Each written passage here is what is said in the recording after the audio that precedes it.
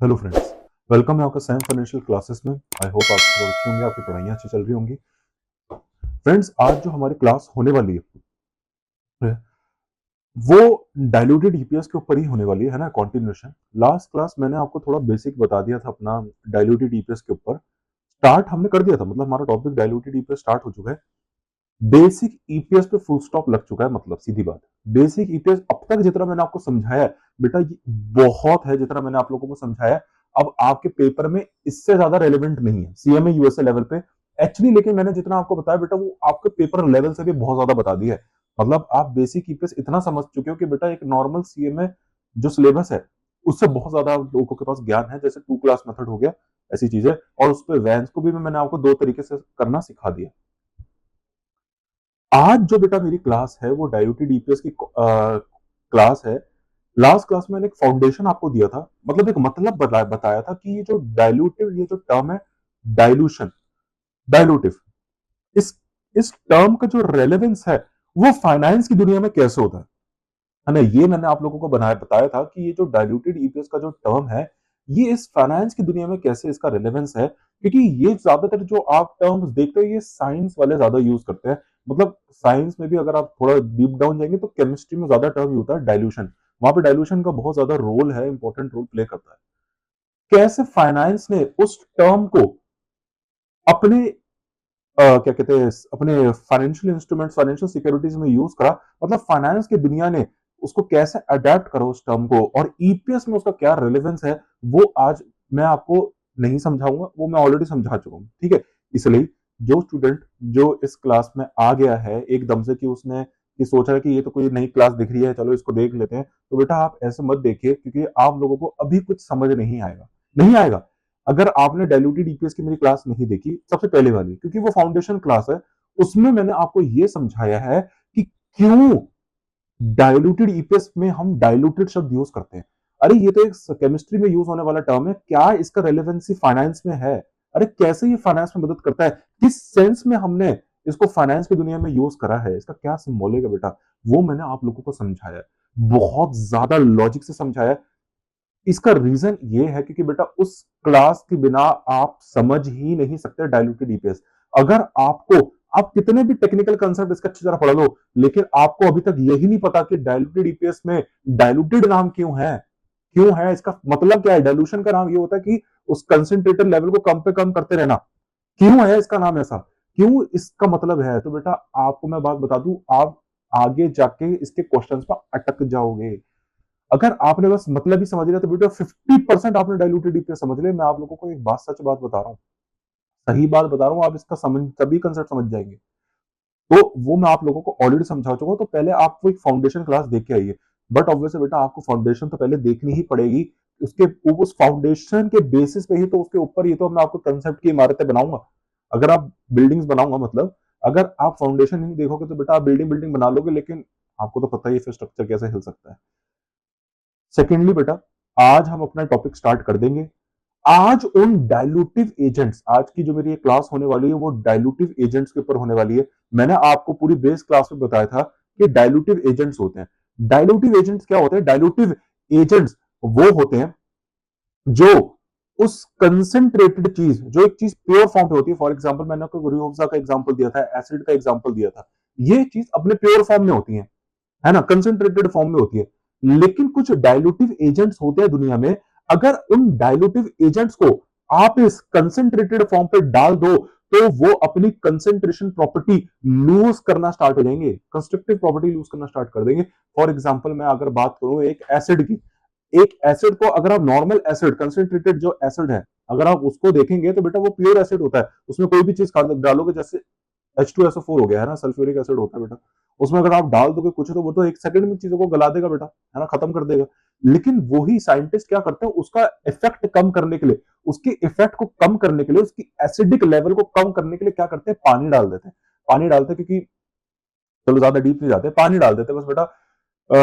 पानी डालने से क्या होगा आप देखेंगे, उसका बताओ डाइल्यूट होता रहता है, मतलब उसका जो इफेक्ट है बेटा वो कम पे कम, कम पे कम होता रहता है। वो उतना ताकतवर, उतना एसिडिक नहीं रहता जो एज कंपेयर टू जो एक नॉर्मल जो एक प्योर फॉर्म ऑफ एसिड होता है बेटा, उसके जैसा उसका लेवल नहीं रह पाता, क्योंकि आपने पानी डाल डाल के उसकी प्रॉपर्टी की ऐसी तैसी कर दी। सीधी बात बोलूं तो आपने उसका इफेक्ट बेटा कम कर दिया। इससे कहते हैं जब इफेक्ट कम होता रहता है, मतलब बेटा उसका जो कंस्ट्रक्टिव प्रॉपर्टी लूज होनी स्टार्ट हो जाती है, इसी प्रोसेस को बोलते हैं डाइल्यूशन। फिर उस एसिड को बेटा फिर हम बोलते हैं डाइल्यूटिव एसिड है, डाइल्यूटिव H2SO4 है, ऐसे बोलते हैं। ठीक है, इसका प्रोसेस होता है, ऐसे करना होता है। एक एग्जांपल, अगर ये थोड़ा आपको थोड़ा समझ नहीं आया, केमिस्ट्री वाला एग्जांपल लग रहा है, तो मैं आप लोगों को समझा देता हूँ।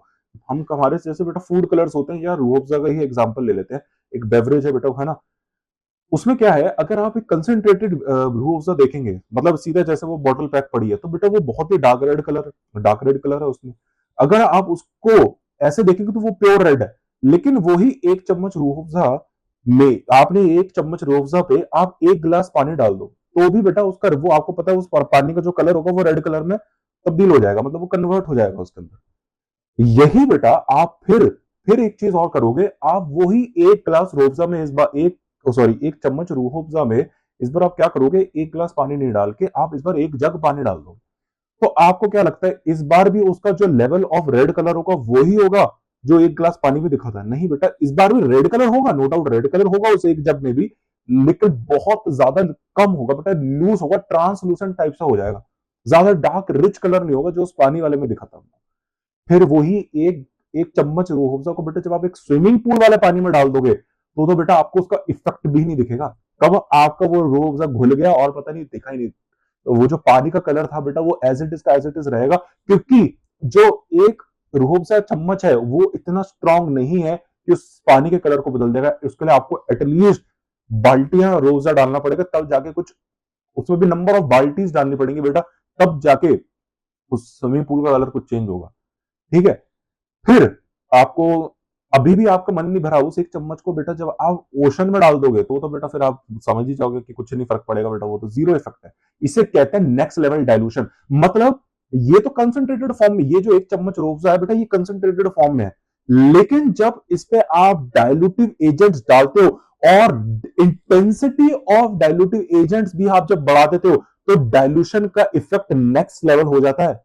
जैसे डाइल्यूटिव एजेंट्स, जैसे मैंने आपको रियल लाइफ में बताया, उसको डाइल्यूटिव एजेंट्स वो होते हैं बेटा जो उस कंसंट्रेटेड चीज की प्रॉपर्टी को लूज कर देते हैं, उनमें इतना दम होता है कि अगर आप उसको उस पर डाल दोगे कंसंट्रेटेड में, वो उसकी प्रॉपर्टी को लूज करना स्टार्ट करवा देंगे। फॉर एग्जांपल पानी, बेटा पानी इज बेस्ट डाइल्यूटिव एजेंट, अगर आप उसको किसी एसिड में डाल दोगे तो उस एसिड की ऐसी तैसी कर देगा, उसकी प्रॉपर्टी लूज कर देगा। तो पानी अगर आप रूह अफ़ज़ा में डाल दोगे तो रूह अफ़ज़ा का इफेक्ट कम हो जाएगा। अब अगर आप एक गिलास पानी भी अगर डाल दोगे तो बेटा उस एज जो उसका concentrated form of Rooh Afza है जो बॉटल में होता है, उतना कलर नहीं दे पाएगा बेटा, वो उतना कलर नहीं, इतना डार्क रेड नहीं होगा जब आप उसमें एक गिलास पानी डाल दोगे। एक गिलास पानी में रेड होगा लेकिन इतना डार्क रेड नहीं होगा जो बॉटल में रेड कलर है रूह अफ़ज़ा का, समझ रहे हो? तो पानी इज अ डाइल्यूटिव एजेंट। अच्छा, तो पानी डालते ही आपने देखा होगा रूह अफ़ज़ा देखो डाइल्यूट होना स्टार्ट हो गया, धीरे धीरे डाइल्यूट होना स्टार्ट हो गया बेटा। ये एक्सपेरिमेंट हम क्लास 7th क्लास में करते हुए थे जब हमने साइंस में पढ़ा 6th 7th में। ठीक है, तो धीरे धीरे आप देखेंगे वो अपना कलर लूज होना स्टार्ट कर देगा, लेकिन आप उसका कलर और ज्यादा कम कर सकते हैं, मतलब रूह अफ़ज़ा का जो इंटेंसिटी है कलर की और कम कर सकते हैं। वो डिपेंड करता है आप इंटेंसिटी ऑफ डाइल्यूटिव एजेंट बढ़ा दें। मतलब अगर आप पानी की इंटेंसिटी बढ़ाते रहेंगे तो एक चम्मच रूह अफ़ज़ा का बेटा इफेक्ट जीरो भी हो सकता है। जैसे अगर आप लास्ट लेवल ऑफ इंटेंसिटी पे ले जाओ पानी को, जैसे ओशन को, ओशन नेक्स्ट लेवल पानी की इंटेंसिटी, इससे ज्यादा काला है भाई पानी, इससे ज्यादा पानी तो ला नहीं सकते, उसके अंदर एक चम्मच डालते तो बेटा इफेक्ट जीरो नहीं हो जाएगा? जीरो हो जाएगा बेटा, कुछ भी नहीं पता चलेगा, जीरो हो जाएगा। तो ऐसे ईपीएस को भी आप जीरो कर सकते हो। ईपीएस जो होती है, EPS to be precise, basic EPS की बात कर रहा हूं। ईपीएस तो दो प्रकार की है, मैं बेसिक ईपीएस की बात कर रहा हूं। अब तक आपको बेटा बेसिक ईपीएस आपने पढ़ ली है, मैं उसी की बात कर रहा हूं जो आपने अब तक पढ़ ली है। मतलब जैसे हम आईएसी अपॉन वैंस को करके निकालते थे, उसी की बात हो रही है। तो जो उसको करके आपने जब बेसिक ईपीएस निकाल ली, उसको करके आपने बेसिक ईपीएस निकाल ली ना, हाँ जी सर निकाल ली, तो उस बेसिक ईपीएस पे वो कंसंट्रेटेड फॉर्म होता है। मतलब जो आपने बेसिक ईपीएस निकाली ना बेटा, उसको कंसंट्रेटेड फॉर्म समझो, मतलब कंसंट्रेटेड फॉर्म होती है प्योर ईपीएस की, मतलब वो रूह अफ़ज़ा है, वो प्योर एसिड है, वो कंसंट्रेटेड फॉर्म है। लेकिन मार्केट में फाइनेंस की दुनिया के अंदर भी बेटा कुछ डाइल्यूटिव एजेंट्स हैं। हाँ जी बेटा, फाइनेंस की दुनिया में भी कुछ पानी है वो पानी कौन कौन से, वो मैं आपको बताऊंगा। 3 प्रकार के पानी है, मतलब वो 3 प्रकार के डाइल्यूटिव एजेंट्स हैं। अगर उन तीनों को आपने उस कंसेंट्रेटेड, मतलब उस बेसिक ईपीएस पर डाल दिया, बेसिक ईपीएस जैसे कंसेंट्रेटेड फॉर्म, आप मेरे साथ बेटा बने रहना, यहाँ पे आप कनेक्शन मत लूज कर देना, ठीक है। यहाँ पे जो बेसिक ईपीएस निकालते हो वो कंसेंट्रेटेड फॉर्म होती है, मैं बार बार बोल रहा हूँ। लेकिन मार्केट में भी, फाइनेंस की दुनिया के अंदर भी कुछ 3 पानी है, मैं 3 पानी बताऊंगा। हालांकि बेटा रियल लाइफ में और भी बहुत सारे डाइल्यूटिव एजेंट्स हैं, मतलब डाइल्यूटिव एजेंट्स मतलब जो उस ईपीएस को डाइल्यूट कर देगा, और भी हैं, लेकिन आपके सीएमए यूएसए के लेवल पे सिर्फ 3 है, इसलिए मैं आपको सिर्फ 3 ही पढ़ा रहा हूँ। कोई फायदा नहीं है मैं आपको और पढ़ाऊं, क्योंकि आपको समझ में वैसे ही नहीं आना, ठीक है। ऐसे मार्केट में लेकिन और भी है रियल लाइफ में जो चलते हैं। चलिए, तो रियल लाइफ में क्या चल रहा है उसको साइड रखते हैं। Basic EPS is a concentrated form, जो आपने निकाली है वो कॉन्सेंट्रेटेड फॉर्म में है। और ये जो मार्केट में ये 3 पानी है वो मैं आपको बताऊंगा, बता ही देता हूं चलो। वो है बेटा, एक तो स्टॉक ऑप्शन वारंट्स, एक पहला पानी, ये one of the dilutive agent है। दूसरा है बेटा कन्वर्टेबल बॉन्ड्स या convertible debentures. Debenture generally unsecured होते हैं बेटा, ठीक है।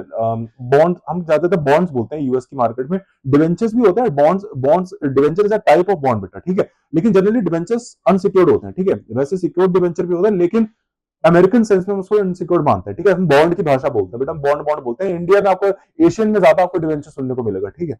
चलिए, तीसरा जो पानी है बेटा वो कन्वर्टेबल प्रेफरेंस शेयर। चलिए, इस पे हम डिटेल चर्चा करेंगे, इन 3 पानी में। इस पे पूरी एक क्लास बेटा, पूरी पूरी चर्चा है इन तीनों पानी पे, ठीक है। हम वो डिस्कस करेंगे, उसको आपको स्ट्रेस नहीं लेना।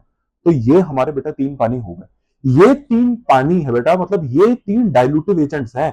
अगर इन 3 डाइल्यूटिव एजेंट्स को आपने बेसिक ईपीएस पे डाल दिया, तो बेसिक ईपीएस अपना प्रॉपर्टी लूज करना स्टार्ट कर देगा। आप देखेंगे level of basic EPS decline होना स्टार्ट हो जाएगा, कम होना स्टार्ट हो जाएगा। अच्छा, ऐसा बिल्कुल नहीं है बेटा, ऐसा बिल्कुल नहीं है कि इन 3 पानी का होना ही जरूरी है, मतलब ये तीनों एक साथ लगेंगे। मतलब स्टॉक ऑप्शन वारंट को भी होना चाहिए, कन्वर्टेबल डिवेंचर भी होना चाहिए, कन्वर्टेबल प्रेफरेंस शेयर भी होना चाहिए, ऐसा बिल्कुल नहीं है बेटा। इन तीनों में से अगर एक भी होगा, वो एक भी उसका डाइल्यूट कर देगा। मतलब ऐसा बिल्कुल कोई हार्ड एंड फास्ट रूल नहीं है कि बेटा इन तीनों को आपको मिला के, ये तीनों मिलेंगे तब जाके बेसिक ईपीएस डाइल्यूट होगी, नहीं। इन तीनों, अगर आपके कैपिटल स्ट्रक्चर के अंदर ये तीनों दे रखा है, तो तीनों ही लगेंगे। लेकिन इन तीनों में से अगर एक भी आपके कैपिटल स्ट्रक्चर के अंदर है, तो बेटा फिर भी वो बेसिक ईपीएस को डाइल्यूट कर देगा, और वहां पे वो जो कैपिटल स्ट्रक्चर होगा उसको हम कॉम्प्लेक्स कैपिटल स्ट्रक्चर बोलेंगे। वो कॉम्प्लेक्स कैपिटल स्ट्रक्चर की डेफिनेशन में गिना जाएगा। क्यों अकाउंटेंट इसको कॉम्प्लेक्स कैपिटल स्ट्रक्चर बोलते हैं? देखिए, इसका रीजन ये है कि अकाउंटेंट्स का काम थोड़ा बढ़ जाता है बेटा। कॉम्प्लेक्स का मतलब यहाँ पे बिल्कुल नहीं है कि यहाँ पे कैलकुलेशन आपके नेक्स्ट लेवल चलेगी, वो मैं आपको ऑलरेडी समझा चुका हूं। कैलकुलेशन की बात यहाँ नहीं हो रही, ठीक है। यहाँ पे बेटा कैलकुलेशन की बात नहीं हो रही, यहाँ पे बात हो रही है, यहाँ पे थोड़ा सा टाइम लेंथी हो गया है ना। यहाँ पे टाइम बहुत लेंथी हो गया है, अकाउंटेंट्स को चीजें थोड़ी ज्यादा करनी पड़ जाए। वो क्यों है? देखिए बेटा, देखिए सिंपल जब कैपिटल स्ट्रक्चर होता है, वहां पे बताओ सिंपल सिंपल दे रखा होता है, ये प्रेफरेंस डिविडेंड, ये प्रेफरेंस शेयर है, ये कॉमन स्टॉक है, बस। बेटा प्रेफरेंस शेयर की भी मैंने आपको बताया बहुत ही उटपटांग टाइप्स है ना, जैसे non convertible preference share, convertible preference share, participating preference share, है ना, ये सब है। तो बेटा इनके चक्कर में क्या होता है कि कभी कभी इनमें कुछ ऐसे टाइप ऑफ प्रेफरेंस शेयर भी आते थे जो जब आपके कैपिटल स्ट्रक्चर में दिख जाए तो थोड़ा सा मामला गड़बड़ हो जाता है, फिल्मी हो जाता है। जैसे अगर आपको कैपिटल स्ट्रक्चर में कन्वर्टेबल प्रेफरेंस शेयर दिख जाए, मतलब अभी तो आपके नॉर्मल चल रहे थे, सोचो नॉन कन्वर्टेबल है, पार्टिसिपेटिंग है, तो ठीक है बेटा, यहाँ पे सिंपल बेसिक ईपीएस निकलेगी अपनी, सिंपल है। लेकिन अगर गलती से कन्वर्टेबल प्रेफरेंस शेयर दिख जाए या कन्वर्टेबल बॉन्ड दिख जाए, कन्वर्टेबल बॉन्ड इक्विटी सेक्शन में दिखा जाता है, लॉन्ग टर्म डेट्स में दिखता है, तो कन्वर्टेबल मतलब कन्वर्टेबल कन्वर्टेबल वाला गेम दिख जाए, मतलब आपको कुछ नहीं करना, बस गेम आपको कन्वर्टेबल दिख जाए, नाम अगर कन्वर्टेबल दिखा, तो बेटा यहाँ पे अकाउंटेंट्स अब 6 बजे नहीं बेटा 10 बजे घर जाएंगे। इसलिए वो उसको कॉम्प्लेक्स बोलते हैं। वो बोलते हैं यार अच्छा भला काम जल्दी हो जा रहा, इस कंपनी का कैपिटल स्ट्रक्चर कॉम्प्लेक्स है, मतलब आप टाइम वेस्ट करना पड़ेगा, मतलब पहले बेसिक ईपीएस निकालेंगे। आज मैं आपको पूरा समझाऊंगा बेटा, आज समझाऊंगा कि क्यों इसको कॉम्प्लेक्स कैपिटल स्ट्रक्चर बोलते हैं। अभी तो बस मैंने आपको एक लॉजिक दिया कि जब कन्वर्टेबल वाला शब्द दिख जाएगा या स्टॉक ऑप्शन वाला गेम दिख जाएगा, तो भाई साहब वो कॉम्प्लेक्स कैपिटल स्ट्रक्चर है, क्योंकि वहां पे फिर जैसे अब तक आपने बेसिक ईपीएस निकाली है, ऐसे डाइल्यूटेड ईपीएस नहीं निकालते बेटा। उसमें एक दूसरा मेथड है, वो देखेंगे। जब स्टॉक ऑप्शन वाला गेम होगा, मतलब सिर्फ जब स्टॉक ऑप्शन होगा, तो वहां पे बेटा हम ट्रेजरी स्टॉक मेथड यूज करेंगे। लेकिन जब convertible preference share, convertible debenture मतलब कन्वर्टेबल बॉन्ड वाला गेम होगा, तो वहां पे हम कौन सा मेथड यूज करेंगे? If converted method. मैंने मेथड का नाम बोला इफ कन्वर्टेड मेथड। मतलब हम अज्यूम कर लेंगे, अकाउंटेंट्स अज्यूम कर लेंगे कि ये जो कन्वर्टेबल है आज सारे के सारे कन्वर्ट हो जाएंगे। बेटा वो कन्वर्ट हो ही नहीं है, हम अभी मान लेंगे ये हो जाएंगे। हम तो मान रहे अभी हो गए, अभी ही हो गए, बाद की तो छोड़ो, हम अभी ही मान लेंगे कि ये अभी हो गए। बस इसे बोलते हैं इनकन्वर्टेड। मतलब what if converted today, what if converted today, ये एक्चुअली इस मेथड का नाम है। इसको इफ कन्वर्टेड मेथड भी बोला जाता है। ठीक है, तो ये दोनों मेथड्स मैं आपको पढ़ाऊंगा। If converted method stock option के गेम में नहीं लगता, वहां पर ट्रेजरी स्टॉक मेथड लगता है, वो मैं आपको पूरा डिटेल में समझाऊंगा। सुंदर, चलिए आइए, बात क्या है आपके स्टडी मटेरियल्स में बेटा। बहुत सारे स्टूडेंट्स मेरे पास आते हैं कि बहुत सारे अलग अलग स्टडी मटेरियल्स वो यूज करते हैं। ठीक है, वो कहते हैं सर हमको डाइल्यूटेड ईपीएस में थोड़ी सी डिफिकल्टी आ रही है सर। ठीक है, क्योंकि उन्होंने कोई टर्म्स का नाम लिया कि सर ये देखिए यहाँ पे ये टर्म है। सर डाइल्यूटेड ईपीएस तक तो ठीक था, लेकिन यहाँ पे सर देखिए ये इंटरमीडिएट डाइल्यूटेड ईपीएस पता नहीं क्या लिख दिया इन्होंने, है ना। फिर फाइनल डीपीएस क्या लिखा हुआ है पता नहीं सर, समझ नहीं आ रहा हमको तो। आईडीईपीएस, एफडीईपीएस, फाइनल डी, ये क्या है सर? ये सब कुछ समझ सा नहीं आ रहा है। सारा समझाऊंगा बेटा, आपको टेंशन नहीं लेनी।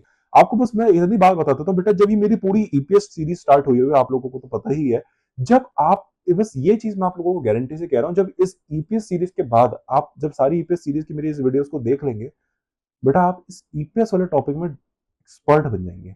चाहे वो डायलूटेड क्यों ना हो, चाहे वो बेसिक ईपीएस क्यों ना हो, आप एक्सपर्ट बन जाएंगे बेटा। आपको मैं चैलेंज कर रहा हूं, कोई भी लेवल ऑफ क्वेश्चन उठा लो सीएमए यूएसए के सिलेबस तक में, कोई भी क्वेश्चन को बेटा आप आसानी से सॉल्व कर लोगे। एग्जामिनर चाहे कितना भी डिफिकल्ट बना दे, कितना भी डिफिकल्ट बना दे बेटा, आप जैसे आप लोगों का, जैसे मुझे बहुत सारे स्टूडेंट्स को रिस्पांस आया कि सर बेसिक ईपीएस जिस तरीके से आपने समझाया हमें किसी से समझ नहीं आया। ऐसा ही हाल बेटा आपका डायलूट, आपको मैं अभी कह रहा हूँ रुको, डायलूटेड ईपीएस में उससे ज्यादा अच्छा रिस्पॉन्स समझ में आएगा बेटा। अगर आपको बेसिक ईपीएस में इतना अच्छा समझ में आ रहा है तो बेटा डायलूटेड ईपीएस में आपको बता रहा हूँ उससे और ज्यादा अच्छा समझ में आएगा। यहाँ पे उल्टा है, स्टूडेंट्स को बेटा डायलूटेड ईपीएस समझ नहीं आता, यहाँ पे उल्टा, आपको डायलूटेड ईपीएस बेसिक ईपीएस से और ज्यादा अच्छा समझ में आएगा। क्योंकि मैंने आपका बेस जो है वो बेसिक ईपीएस में इतना स्ट्रॉन्ग कर दिया है कि डायलूटेड ईपीएस आपके लिए बहुत ज्यादा इजी हो जाएगा बेटा, बहुत ज्यादा इजी हो जाएगा। ठीक है, तो वो तो खैर अब आप इस ईपीएस सीरीज की बात स्टार्ट कर ही देंगे, वो तो टेंशन आप मत कर देना। लेकिन आपको मेरे लेक्चर को जरूर सीक्वेंस वाइज में देखना है, ये मैंने एक कंडीशन बस बोली है। ठीक है, अगर आप ऐसे नहीं देखेंगे तो बेटा इसमें फिर मैं आपकी हेल्प नहीं कर पाऊंगा। ठीक है, चलिए, वो सब क्या होता है इंटरमीडिएट डीपीएस, ठीक है, इंडिविजुअल डायल्यूटेड डीपीएस, ये सब क्या होता है वो हम देखेंगे आगे जब मैं आप लोगों को बताऊंगा। अभी जो मुझे आप लोगों को एक्चुअली बताना है, मैं आपको क्या बता रहा हूं, मेथड दो है।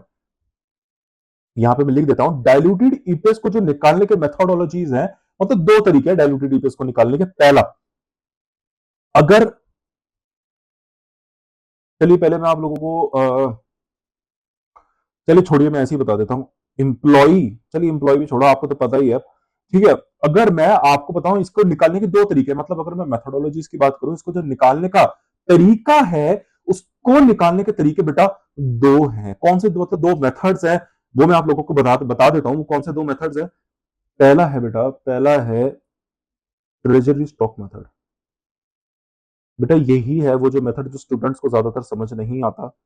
ठीक है, अच्छा, एक जो वायरस फैल रहा है फाइनेंस में अभी, जो आपके सीएमए यूएसए के स्टूडेंट्स के बीच में, इस डायलूटेड डीपीएस एग्जाम में टेस्ट नहीं होता, देखिए ऐसे वायरस से आप लोगों को दूर रहना है। ठीक है, मैंने आप लोगों को पहले ही बोला, पुलिंग स्ट्रेटेजी होती है जो एग्जामिनर यूज करता है।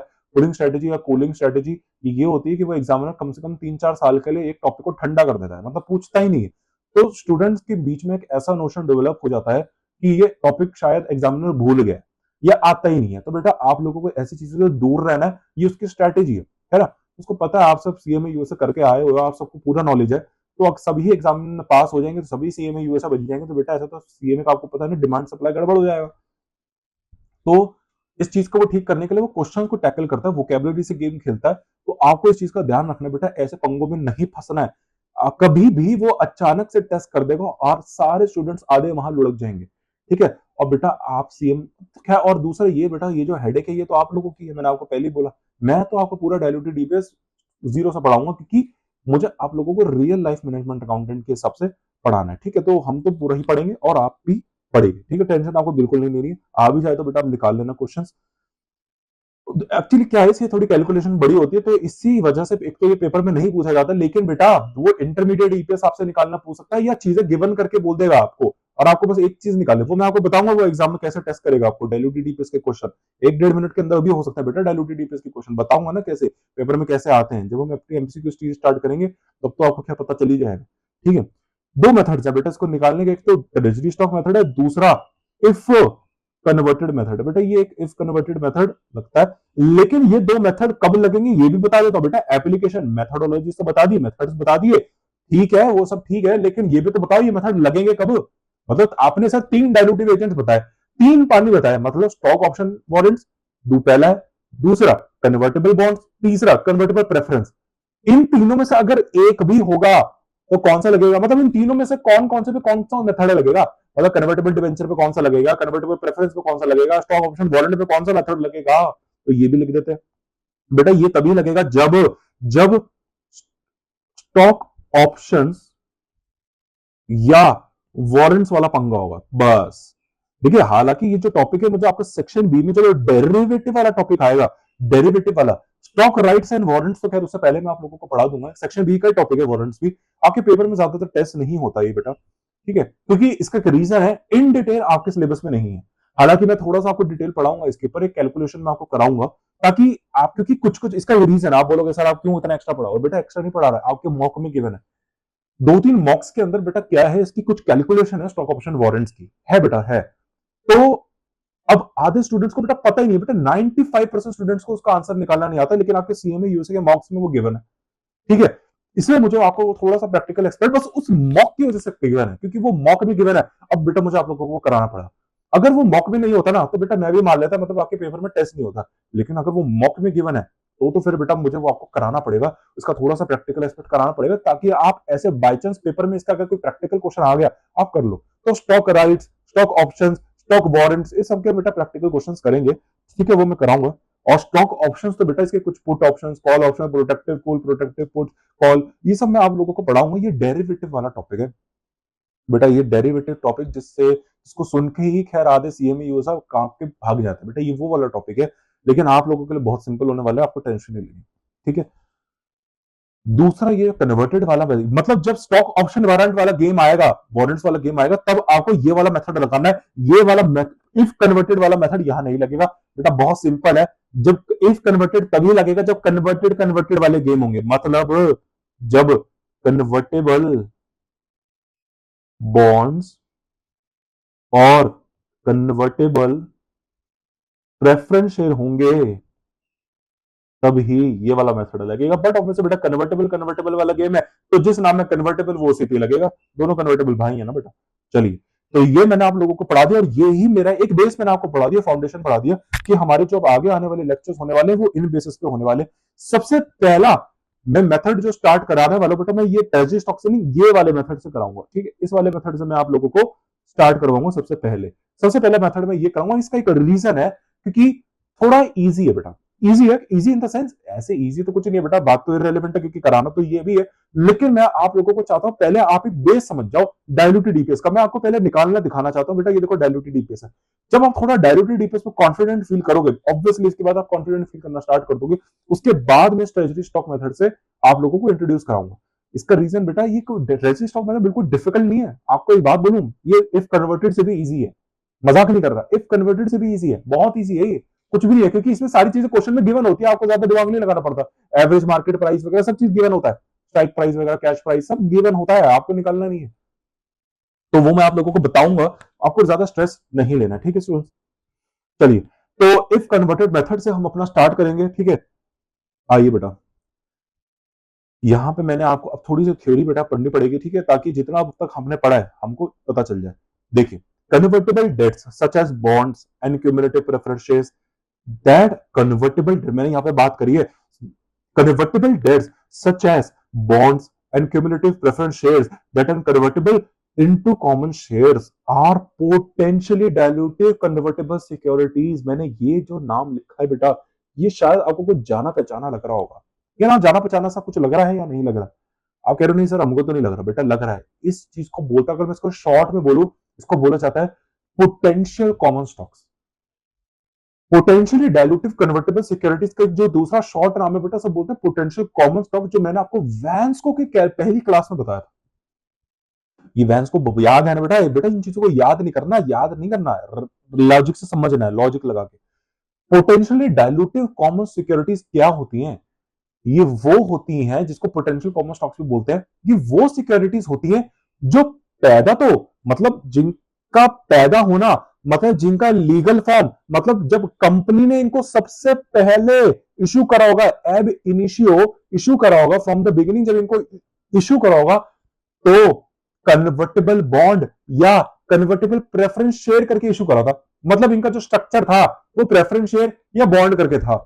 लेकिन इनका मरना मरना मतलब इनका जो लास्ट लिमिट मतलब अगर आप एक नॉर्मल प्रेफरेंस शेयर देखेंगे तो बेटा वो उनका जो कंपनी इशू करती है प्रेफरेंस शेयर करके इशू करती है, और उनका जो मरना होता है वो भी प्रेफरेंस शेयर में ही होता है। मतलब एक प्रेफरेंस शेयर जब प्रेफरेंस शेयर खरीदता है तो बेटा वो प्रेफरेंस शेयर ही रहता है, और एंड तक बेटा वो प्रेफरेंस शेयर ही रहता है। ऐसा थोड़ी ना वो बॉन्ड बन जाता है या कॉमन स्टॉक बोलता है, नहीं। प्रेफरेंस शेयर है तो बेटा तूने प्रेफरेंस शेयर ही बोलेंगे तुझे, क्योंकि तूने प्रेफरेंस शेयर खरीदा है कंपनी से। लेकिन बेटा अगर किसी ने कन्वर्टेबल प्रेफरेंस शेयर या कन्वर्टेबल बॉन्ड्स खरीदे हैं तो बेटा वो पैदा तो बॉन्ड्स या प्रेफरेंस शेयर हुआ है, लेकिन उसका जो लास्ट जो उसका जो कन्वर्टेबल जो उसका जो मरना है, जरूरी नहीं है बेटा वो प्रेफरेंस शेयर का या बॉन्ड होके हो सकता है बेटा वो पैदा प्रेफरेंस शेयर हुआ हो लेकिन उसका मरना कॉमन स्टॉक में हो सकता है उसका पैदा बॉन्ड में हो लेकिन उसका मरना कॉमन स्टॉक में हो। सर ऐसा हो सकता है वो पैदा बॉन्ड में हो लेकिन मरना प्रेफरेंस शेयर में हो। बेटा ऐसा नहीं होता, ये बकवास है बेटा, कोई फायदा नहीं है। अगर बेटा करने को तो कुछ भी कर दो, लेकिन ऐसा होता नहीं, क्योंकि फायदा कुछ नहीं है। मैं आप लोगों को बता देता हूं, क्योंकि बेटा एक बॉन्ड है, सोचो एक बॉन्ड है। अगर वो कह रहा है मैं प्रेफरेंस शेयर में कन्वर्ट होगा, मुझे एक बार बताओ कोई पागल ही होगा जो बेटा बॉन्ड से प्रेफरेंस शेयर में कन्वर्ट होगा? मैं बता रहा हूं क्यों होगा, आप मुझे बताओ क्यों नहीं हो गया? आप क्यों हो गए? नहीं सर हमको नहीं पता, आप बता दो। बेटा आप अच्छे खासे सोचो एक बॉन्ड होल्डर हो, आप कह रहे हो नहीं कंपनी मुझे प्रेफरेंस शेयर में आप कन्वर्ट कर दो, तो कंपनी भी देखेगी क्यों यार, अच्छा भला तू बॉन्ड में है। मैंने कहा हाँ तू अच्छा भला बॉन्ड में, अच्छा भला बेटा तू बॉन्ड में है, लॉस भी होगा तब भी तुझे ब्याज मिलेगा। बेटा बॉन्ड होल्डर पता है ना क्या होता है? अगर आपको बॉन्ड होल्डर नहीं पता, मैं आपको थोड़ा सा बॉन्ड्स के बारे में बता दूं। सर पता है मत बताओ, बेटा बताना पड़ेगा क्योंकि प्लस टू वाले उनको शायद नहीं पता होगा। बॉन्ड्स, हालांकि मुझे आपको सेक्शन बी में इन डिटेल बता रहे हैं। बॉन्ड्स क्या होते हैं बेटा, ये ऐसा समझो, बिल्कुल देसी भाषा में बोलूं तो अगर जब कंपनी पैसा उधार पे लेती है, सर बैंक से नहीं बेटा, बैंक से नहीं, जब कंपनी पैसा उधार पे लेती है, लेकिन इस बार जो पैसा उधार पे देने वाला बैंक नहीं पब्लिक होती है, पब्लिक जनता उससे लेती है, तो उसको बॉन्ड्स बोलते हैं बेटा। बॉन्ड होल्डर्स होते हैं वो, जो पैसा उधार पे देती है उसको बॉन्ड होल्डर्स बोलते हैं। तो यहाँ पे क्या है एक्चुअली, वैसे लोन तो bond holder can be bank also, bank भी दे सकती है क्योंकि लेकिन अभी आप ज्यादा उसमें डिटेल में मत जाओ, चलो मैं ज्यादा डिटेल में नहीं जा रहा क्योंकि बेटा ये पार्ट हमारा सेक्शन बी का कंसेप्ट है। यहाँ पे जितना रेलेवेंट है उतना बता देता हूँ। देसी भाषा में बात करें, जब कंपनी जनरल पब्लिक से पैसा उधार पे उठाती है तो बेटा वहां पे उसको बॉन्ड्स बोलते हैं। तो कंपनी क्या करती है, बॉन्ड्स पे उधार पे पैसा तो उठा लेगी, लेकिन यार उनको कुछ क्या कहते हैं, उन पब्लिक को, जनरल पब्लिक को कोई प्रूफ भी तो देना पड़ेगा। अरे ऐसे तो कोई ऐरा गहरा आके, क्योंकि देखो बेटा जब भी कंपनी पैसा उधार पे उठाएगी तो उधार जब भी आप लोगे, दुनिया का दस्तूर है बेटा, आपने उधार ले लिया तो उसके गिफ्ट में उसके साथ में एक चीज और आती है, क्या? हाँ जी बेटा, वही जो आप सोच रहे हो, ब्याज, इंटरेस्ट। इंटरेस्ट बेटा उधार के साथ गिफ्ट में आ ही जाता है। बेटा आपने चाहे अपने दोस्त से क्यों ना उधार ले लिया हो, वो आपसे ब्याज चार्ज करेगा, ये दुनिया का दस्तूर है बेटा, ये प्रिंसिपल है। हम उधार चार्ज करेंगे। कुछ कंट्रीज में बेटा इंटरेस्ट नहीं लिया जाता, ठीक है। मैं आपको, लेकिन हम अभी फाइनेंस की दुनिया की बात कर रहे हैं, जनरल दुनिया की बात कर रहे हैं कि आपने अगर उधार ले लिया, मतलब आपने अगर किसी से पैसा उधार ले लिया तो बेटा वो सामने वाला आप, मतलब अगर सामने वाले ने आपको पैसा उधार पे दिया तो वो आपसे ब्याज जरूर लेगा, उस पैसे पे लेगा बेटा। इसका रीजन मैं आप लोगों को ऑलरेडी बता चुका हूं बहुत सारी अपनी क्लासेस के अंदर। चलिए ठीक है, वो आपसे ब्याज लेगा। तो बेटा इस बार कंपनी ने इस बार लोन से बैंक से ना लेके जनरल पब्लिक से उधार पर पैसा उठा लिया, ठीक है। लेकिन बेटा क्या जनरल पब्लिक इस बार पैसा क्या फोकट में देगी क्या? अच्छा, अबे जनरल पब्लिक, तू कंपनी कौन सी जगह है तू कंपनी कौन है? अच्छा ठीक है तू कंपनी है, लेकिन इसका मतलब ये थोड़ी ना हम पब्लिक तुझको पैसा विदाउट इंटरेस्ट देंगे। अच्छा, अबे इससे अच्छा तो ये पैसा तुझको ना देके अगर मैं सेविंग्स अकाउंट में भी डाल देता, 3-4% तो वही मिल जाता। तो तुझको, तू क्या सोच रहा है मैं तुझको पैसा, जनरल पब्लिक कह रही है कंपनी को अब मुझे पैसा फोकट में दे दे? नहीं, नॉट एट ऑल, आपको तो बेटा ब्याज देना पड़ेगा। तो बेटा यहाँ पे कंपनी ब्याज देगी, लेकिन पब्लिक ने पैसा दे दिया, कंपनी ने उस पर ब्याज दे दिया, ठीक है यार, लेकिन इसका कोई प्रूफ क्या है? ऐसे तो कोई भी सड़क पे आ गया आते हुए बेटा वो बोलते हैं कंपनी को, देखो मैंने तुमको पैसा दिया था 1,000, वो याद है ना आपको? कंपनी कह रहे हैं तूने कब दिया, अब तू कौन है भाई? वो कह रहा है अरे भाई साहब आप क्या बात कर रहे हो, मैंने आप लोगों को पैसा दिया था जनरल पब्लिक से, जब आप मांगने आए थे पैसा पब्लिक से, मैं भी उस भीड़ के ऊपर था, भीड़ में था, मैंने आपको पैसा दिया था, तो आपने मुझे अभी तक ब्याज नहीं दिया मेरे उस पैसे पे। आपने कहा है ये कौन आ गया भाई, हमारे पास तो ऐसा कुछ नहीं है। ये क्यों नहीं है? क्योंकि आपने रिकॉर्ड नहीं मेंटेन करा, ताकि इसलिए अगर ऐसी सिचुएशन ना आ जाए, ताकि ऐसी ना सिचुएशन हो जाए कि भाई कोई भी आके बोल रहा है हम भी बॉन्ड होल्डर है, कंपनी को बेटा पैसा देना पड़ जाएगा, फिर उसको ब्याज पे कंपनी क्या करती है, प्रूफ ले लेती है। इस बार क्या करा, जनरल पब्लिक ने पैसा उधार पे दिया कंपनी ने, ठीक है, कंपनी क्या करेगी, प्रूफ के लिए एक पेपर पे उस बंदे का नाम लिख देगी, हाँ भाई तूने तेरा पैसा दिया, ये ले तेरा पैसा, तेरा नाम क्या, इतना नाम है, तूने कितना पैसा दिया, अच्छा इतना पैसा दिया, अच्छा क्या ब्याज है, इतना ब्याज है, अच्छा इस डेट में तूने पैसा दिया, मैच्योरिटी डेट भी लिखेगी, अगर वो रिडीमेबल बॉन्ड है ना, मैच्योरिटी डेट भी लिख देगी। मतलब अरे बेटा आपने अगर उधार लिया तो उसका पैसा लौटाना भी तो पड़ता है ना। अरे ऐसे थोड़ी ना, आपने बैंक से अगर पैसा उधार पे लिया तो आप उसको रख लेते हो क्या जेब में, है फिर आप बोलोगे अरे ये तो मेरा पैसा हो गया, बहुत बढ़िया। आपको वो पैसा कभी ना कभी तो लौटाना पड़ता है ना। तो वही ऐसे इसमें भी होता है, वो क्योंकि लोन ही तो है बेटा, अरे इसमें इतने टेक्निकल गया, लोन ही तो है, वैसे बैंक से लेके पब्लिक से उठाया है ना, लेकिन है तो लोन ही। तो सारी चीजें वो, जैसे लोन, जब आप बैंक से लोन लेते हो तो बैंक भी एक लोन एग्रीमेंट नहीं बनाता, क्यों बनाता है? ताकि प्रूफ हो जाए कि हाँ इसने बंदे ने मेरे से लोन लिया, ताकि बैंक अगर ये आनाकानी करे तो बैंक इसकी गर्दन पकड़ के बेटा इसे एक तो वसूल ले, और दूसरा इसकी एसेट्स वगैरह को भी डिटैच करके ऑक्शन कर दे, है ना, ताकि प्रूफ बन जाए बेटा, कॉन्ट्रैक्ट बन जाता ना। चलिए ठीक है, लीगल बाइंडिंग हो जाता है। ऐसे ही जब जनरल पब्लिक से कंपनी पैसा उठाती है तो बेटा जनरल पब्लिक भी बोलती है भाई साहब हमको एक प्रूफ दो। अबे तुम कंपनी पैसा लेके भाग गए तो तुम बोलो, हाँ जनरल पब्लिक को बोला तुम कौन हो पब्लिक, हम नहीं जानते तुमको, ऐसा सिचुएशन ना हो जाए। इसमें जनरल पब्लिक कहती है भाई साहब हम दोनों के बीच में कॉन्ट्रैक्ट हो जाना चाहिए, एक लिखित बातें हो जानी चाहिए, बाई चांस अगर कंपनी कुछ गड़बड़ बड़बड़ करे तो हम कोर्ट में जाके डिस्प्यूट को हैंडल कर सकते हैं। तो इसलिए बेटा कंपनी क्या करती है, बॉन्ड एग्रीमेंट बना देती है, जिसको हम टेक्निकल वे में बॉन्ड इंडेंचर करके भी बोलते हैं, बॉन्ड इंडेंचर करके भी बोलते हैं। सेक्शन बी में डिटेल पढ़ाऊंगा, इसका एक फॉर्मेट भी है, हालांकि आपके फॉर्मेट पेपर में नहीं है, आपको ज्यादा स्ट्रेस लेने की जरूरत नहीं है, लेकिन मैं आपको चीजें पढ़ाऊंगा। इसके अंदर maturity period, date of issue, principal amount, rate of interest, सारी चीजें लिखी होती है बेटा, ठीक है। साथ में टर्म्स एंड कंडीशंस भी लिखी होती हैं। अरे जैसे आपके पास एक लोन सर्टिफिकेट होता है कि आपने कंपनी से, बैंक से इतना लोन लिया, अरे लेकिन उसके पीछे जब आप खोलोगे तो बेटा कुछ लंबी चौड़ी कंडीशंस भी लिखी होती है, टीएनसी लिखा है ना, टर्म्स एंड कंडीशंस। ऐसी इसको बेटा यहां पे भी बोला जाता है बॉन्ड इंडेंचर। बॉन्ड इंडेंचर के अंदर बेटा कुछ एग्रीमेंट्स, कंडीशंस लिखी होती है, उसी एग्रीमेंट के, उसी कंडीशन के अंदर एक राइट लिखा होता है कि ये वाला जो पर्टिकुलर बॉन्ड होल्डर है, कंपनी ने बोलते हैं ये जो पर्टिकुलर वाला बॉन्ड होल्डर है ये कन्वर्टेबल है। मतलब अगर ये, मतलब इसका पैदा तो, मतलब ये पैदा तो बॉन्ड होल्डर हुआ है, मतलब ये पैदा तो बेटा बॉन्ड होल्डर हुआ है, मतलब जब कंपनी ने बॉन्ड, मतलब जब कंपनी ने इशू करा तो बॉन्ड इशू करा था, मतलब इसने पैसा कंपनी को उधार पे दिया था, लेकिन कंपनी कह रही है तेरी मर्जी है, तेरी मर्जी है, अबे सुन बॉन्ड होल्डर, तेरी मर्जी है कि तू आज बॉन्ड होल्डर तो है, अभी तेरा स्टेटस, करंट स्टेटस, स्टेटस वो बॉन्ड होल्डर है, लेकिन तू चाहे तो आगे जाके कन्वर्ट हो सकता है, अपने स्टेटस को चेंज कर सकता है कॉमन स्टॉक में। मतलब अभी तो तू इस टीम में है, बॉन्ड होल्डर्स वाली की टीम में, इन बॉन्ड होल्डर्स की टीम में, लेकिन अगर तू चाहे तो तू यहां से एग्जिट लेके इस कॉमन स्टॉक वाली टीम में जुड़ सकता है।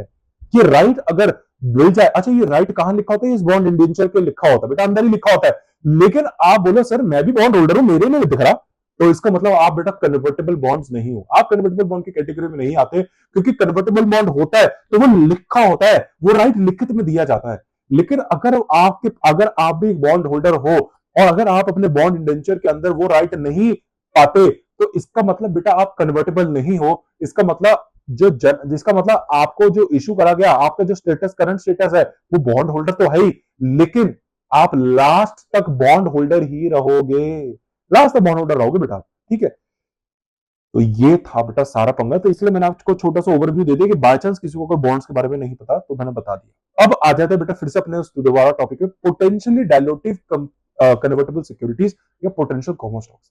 वो कन्वर्टेबल सिक्योरिटीज मतलब वो ऐसे टाइप ऑफ सिक्योरिटीज जो इशू तो उनके नॉर्मल जो उनका ओरिजिनल स्टेट है उसमें होते हैं, लेकिन जो लास्ट में अगर वो, लेकिन उनका जो उनका लास्ट स्टेटस होता है, लास्ट में अगर मतलब उनको लास्ट में देखें, अगर उनका कॉमन स्टॉक है बेटा, है आप बोलेगे है कॉमन स्टॉक वाले, अबे ये तो प्रेफरेंस थे, कॉमन स्टॉक नहीं बनेगा, इसका मतलब कन्वर्टेबल थे, उन्होंने अपना राइट एक्सरसाइज कर लिया।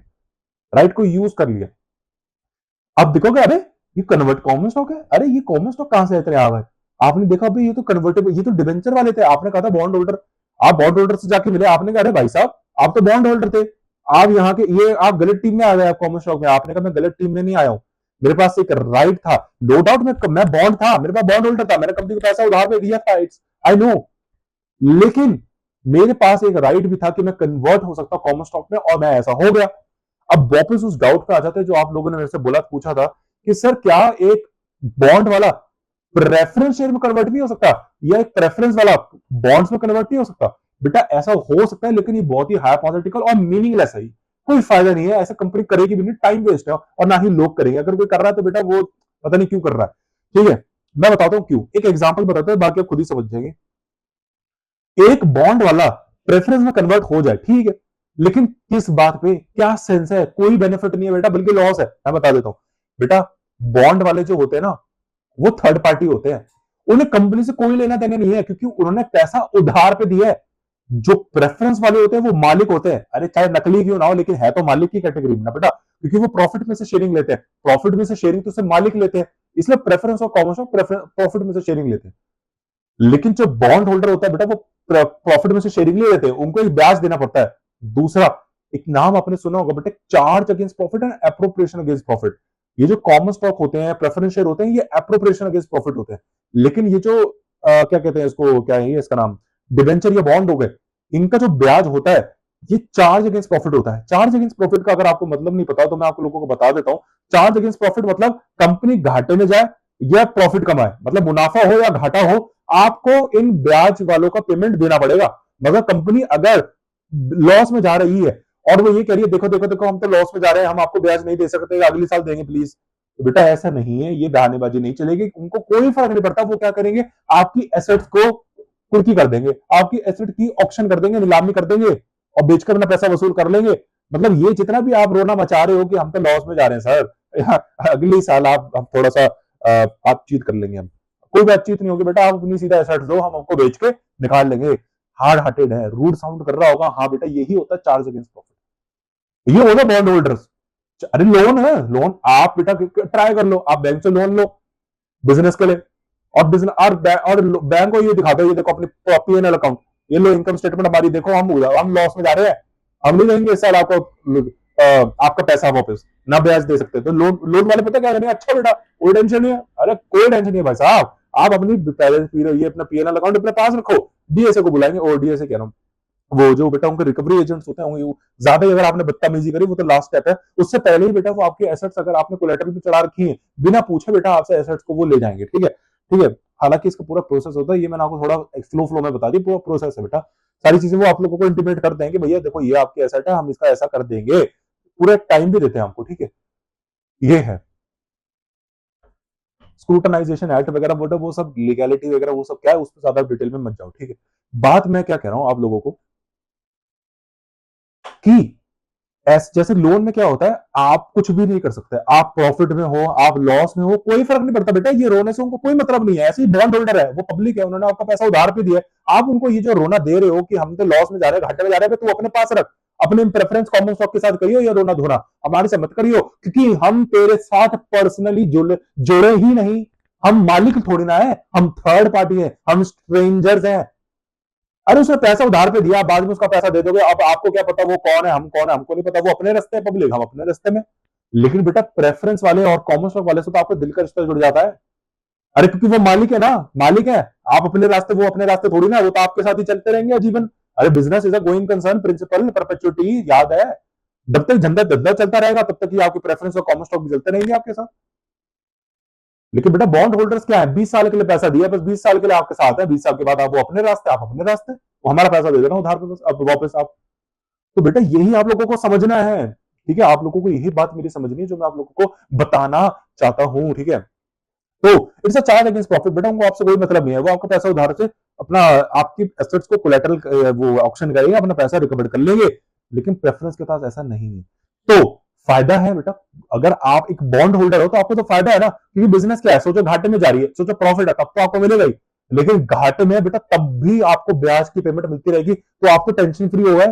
अरे आप एक ऐसी इन्वेस्टमेंट आपने डाल दी जहां आप टेंशन फ्री हो, अरे कंपनी घाटे में हो जाए तब भी आपको ब्याज की पेमेंट मिलेगी। लेकिन अगर आप प्रेफरेंस में कन्वर्ट हो जाते हो तो बेटा अगर आप प्रॉफिट में हो तब तो आपको डिविडेंड मिलेगा, तब तो आपको डिविडेंड मिलेगा क्योंकि आप प्रॉफिट में हो।